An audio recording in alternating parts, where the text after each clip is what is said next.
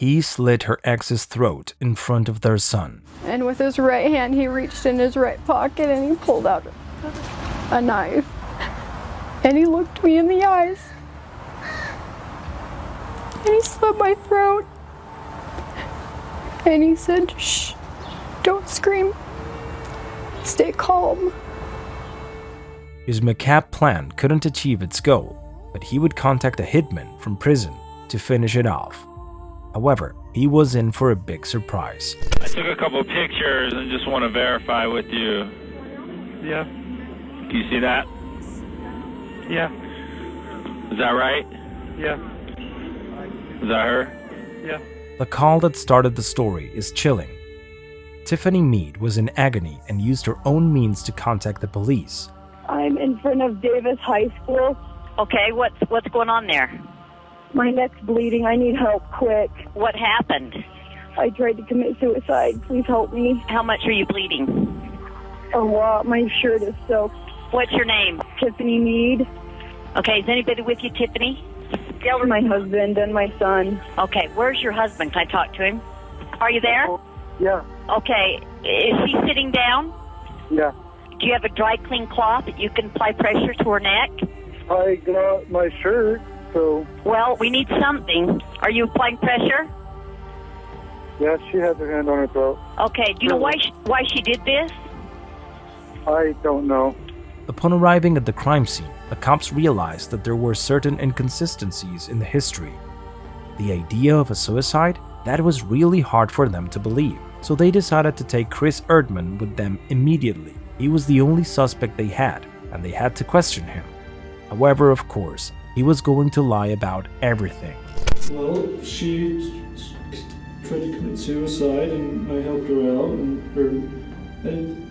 exactly helped her out. I tried to save her.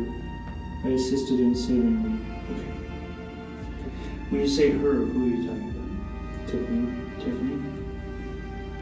So, you had said she wanted to meet up last night. Tell me about that. Well, I was supposed to pay her child support. So I thought I had my money order for it. So I was going to meet up and get there, and it wasn't there, and she's all pissed off, and I told her to chill out, and I don't know how it happened, and all of a sudden she cut her throat. She has a history of being suicidal. I mean, I love her. I mean, I wouldn't hurt her just because I love her. I mean, if I wanted to hurt her, I wouldn't try to save her life, to be honest, because I love her. I mean, I'm not that type of guy to hurt someone. But of course, he didn't count on the fact that Tiffany had already testified. I have her statement to the officer saying you cut her throat. She's a liar. I've got her on 911. And it sounds very coached to me about I cut my own throat. She don't talk very well on phones. And if you don't mind, I'd like to stop talking about this. They had discovered him and decided to lock him up, but that wouldn't stop him, and from prison, he tried to continue with his plan to take Tiffany's life. So he contacted a hitman without knowing that the police were behind it. Is that her? Yeah. Okay. So what was telling me was, make it happen. Yeah, just, have fun. And you're saying, all the way, right? Not... Yeah, have fun. Okay. So, and when you want me to have this done by? Just whenever you can. Is there a time period? Is there a... No. No? Sooner the better. Sooner the better? Yeah. Okay. Well, let me throw a number out to you just so I make sure we're on the same page. Yeah. 'Cause I'm thinking about $5,000. Yeah. Does that work? Yeah. Kris had been planning Tiffany's murder from prison, and the police already knew about it, but that didn't diminish the surprise. He just asked me if I had the connections to arrange for bad things to happen. What are bad things?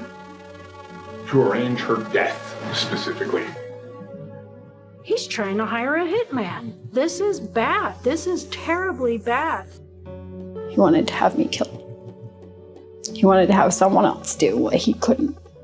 With all this information, the police and the justice system were ready to take him to trial and give him the most exemplary of all possible sentences. I mean, if I was in my right mind, honestly, I'll take blame for it, yeah, I did it, but I was not in my right mind. I had to take those pills to help with PTSD. I'm not dangerous.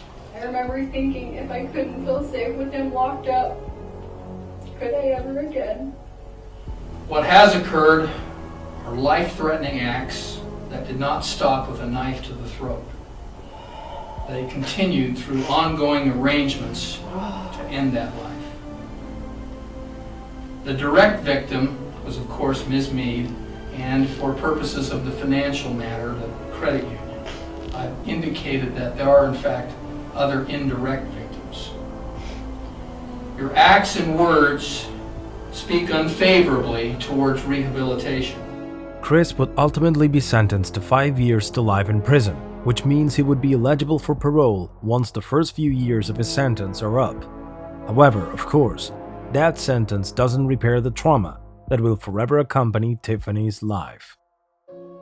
And with his right hand, he reached in his right pocket and he pulled out a knife. And he looked me in the eyes.